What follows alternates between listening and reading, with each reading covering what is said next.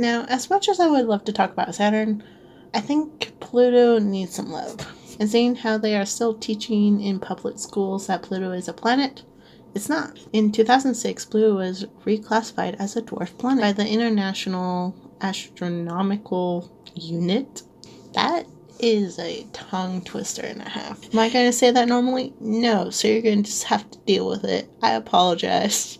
So what classifies as a dwarf planet? Simply a planet that is in orbit around the sun, but has not cleared its orbital debris.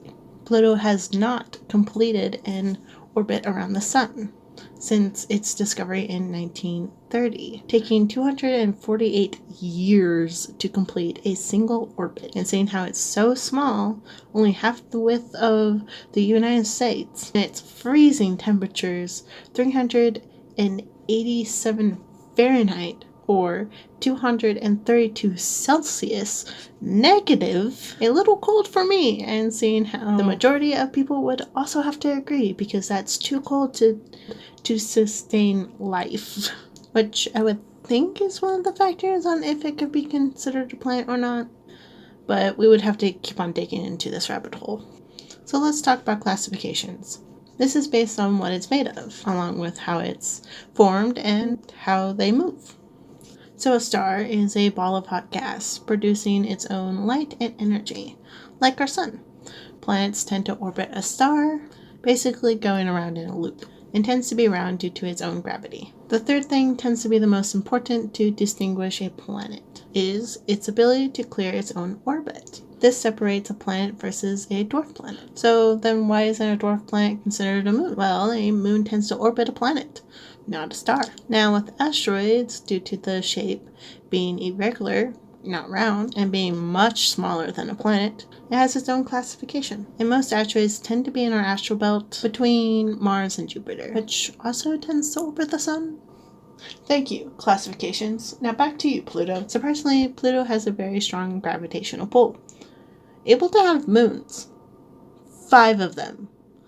5 moons. But wait, Pluto hasn't cleared its orbital debris. So why are Charon, Styx, Nix, Kerberos, and Hydra considered moons? Because they have completed an orbit around Pluto. Charon is half the size of Pluto and has completed its orbit every 6 to 7 days. That's pretty quick, seeing how Styx completed one orbit every 20 days, or Nix is completing one every 25 days, and Kerberos is just walking along completing his orbit every 32 days, along with Hydra not far behind with a 38-day orbit, meaning Charon has lapped them 5 to 6 times. This boy's running. Let me remind you, Charon is half the size of Pluto and is lapping all of the other moons with his 6-day orbit. This is no wonder why Pluto and Charon are often considered to be a double planet. Yes, a moon and a dwarf planet, together at last. Now, because I found this fascinating, Pluto was named by an 11-year-old girl named Venita over breakfast with her grandfather, who did not discover the planet, but only announced it to the public. That honor goes to a man named Clyde, who discovered the planet on February 18th, 1930. Venita came up with the name from a Roman god of the underworld, Hades. You know, there's just something so poetic about the big bad god of the underworld. Some would say the devil himself having his own planet. Then we just turn around and say, well, actually, it's a little too small. But seeing how we have put in so much marketing and work into it, so we'll call it a dwarf planet. Big Bad has the smallest planet to the point where we had to reclassify it as its own classification. To the point where we discovered 4 others. Let me introduce you to Ceres, Hermides, Make, and Ares. I think it's Make. I don't know, that's how it's spelled, so we're going with it. And I'm just going to say, Ares is closer to the sun than Pluto is, so why didn't we discover that one first? Okay, so Ceres is closer, but is smaller, and is very close to the astral belt.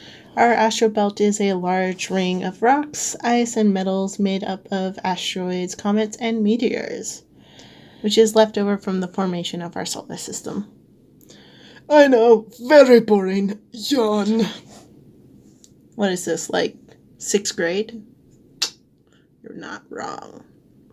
For Ceres being so small, only being 580 miles long, to put that in perspective, Texas is about 800 miles. At this point, we're just naming rocks. Hopefully that answers a good old question of why America isn't well traveled. Because if Texas was floating in space, it would be classified as its own dwarf planet. So how big are the other 3? Put them in order from biggest to smallest. Pluto is 1,476 miles, Aries being 1,445 miles, and Hermione's being 1,080 miles. And after that will come Make at 891 miles, just a little bigger than Texas, and Ceres coming at only 599 miles. This is on NASA's website. We're literally just naming rocks at this point. I swear. I'm not lying.